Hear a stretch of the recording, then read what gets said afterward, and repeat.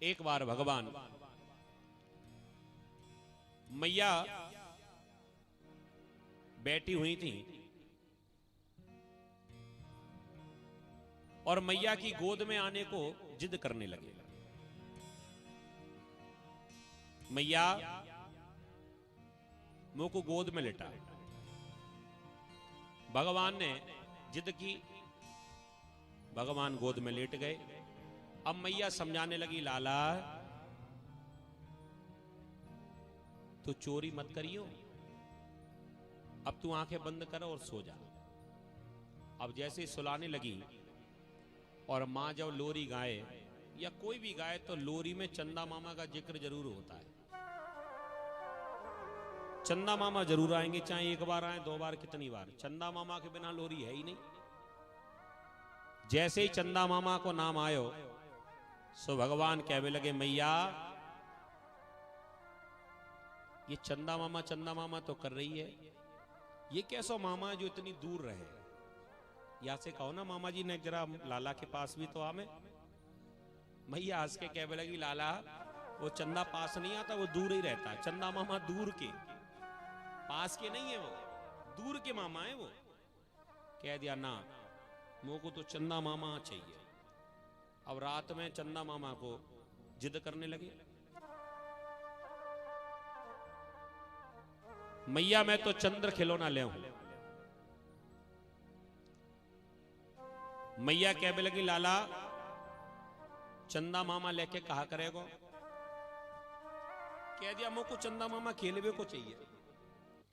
सूरदास जी महाराज वर्णन करते हैं, भगवान चंदा मामा के लिए जिद करने लगे। मैया मैं तो चंद्र खिलौना ले हूं। मैया ने कह दिया ना दूंगी तो कहा करेगो। भगवान कहने लगे, जय हो लोट अवै धरनी पर तेरी गोद न आए हो।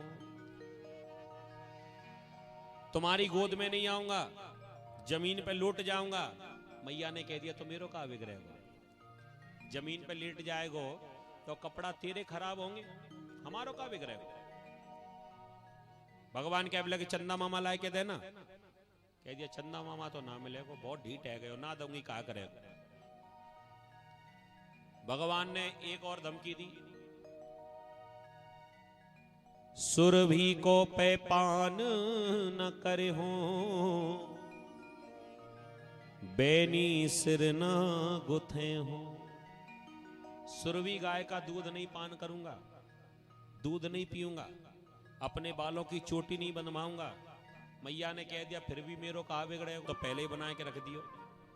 और बाकी बाद में तेरे बड़े बड़े बाल और इनको तेने चोटी ना बनवाई तो भूत लगेगा, भूत। भगवान की दाल ना गली। अब की बार भगवान ने ऐसी बात कही सो मैया को भी बुरी लग गई। कहने लगे, मैया कहे हूं तो पूत नंद बाबा को, तेरो सुत ना कहे हो। हम तो नंद के छोरा बन जाएंगे, तुम्हारे छोरा ना रहेंगे। मैया ने कह दिया, लाला झूठी बात, तेरी सबरी बातें सुनेंगे लेकिन ये बिल्कुल नहीं सुन पाएंगे कि तू मेरो छोरा ना। लाला तो तू मेरो ही है, काई और को ना। तो चंदा मामा ला के दे। अब मैया बेचारी परेशान हो गई। बाल हट तो बाल हट, 3 हटे जी। बालक हटी हो जाए, जिद पकड़ जाए तो कुछ भी करेगा, रोता रहेगा, लेकिन अपनी जिद पूरी करवा के ही माने। दूसरी है राजहट। राजा यदि हटी हो जाए तो प्रजा का कितना नुकसान हुआ उससे कोई लेना देना नहीं, वो अपनी जिद पूरी मनवा के रहेगा। राजहट और बालहट, एक और है। अब समझ तो सभी गए होंगे, काय को नाम लिवाते हुए 2 दिन कथा और करनी, यही रहना है।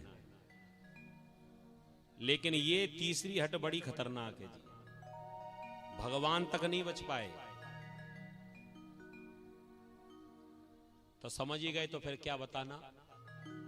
भगवान जिद पड़ गए, चंदा मामा लाए के देना। सो मैया ने बहलाने के लिए, समझाने के लिए कह दिया, लाला चंदा मामा लेके कहा करे, चंदा होते सुंदर तो को नई दुल्हनिया दे हो। तेरे ताई एक सुंदर सी बहू लेके आऊंगी, तो चंदा मामा मत मांग। भगवान झट से गोद से उछल पड़े और कहने लगे, मैया मुझको चंदा मामा ना चाहिए, मैं क्या करूंगा चंदा मामा का। मैया ने लंबी सांस ली, चलो मान तो गया, लेकिन ये क्या पता था एक और समस्या खड़ी होने वाली। अब तो रात में भगवान जिद करने लगे, मैया मैं तो अवई विवाहन जय हूं, मैं तो नई दुल्हनिया ले हूं। मैया ने माता ठोका, पुआना पापरी झट बहू आपरी। इतनी जल्दी बहू कहां से लाऊं लाला? अरे बहू लाने में थोड़ा समय लगेगा, पहले देखनी पड़ेगी। भगवान कहने लगे, ना मैया मुझको तो अभी चाहिए। मैया ने कहा, तेरे ताई बढ़िया सी बहू ढूंढ तो लऊं, थोड़ा समय चाहिए, तादना बहू मिल जाएगी मेरे मन कैसी, सोई तेरो विवाह करा दूंगा।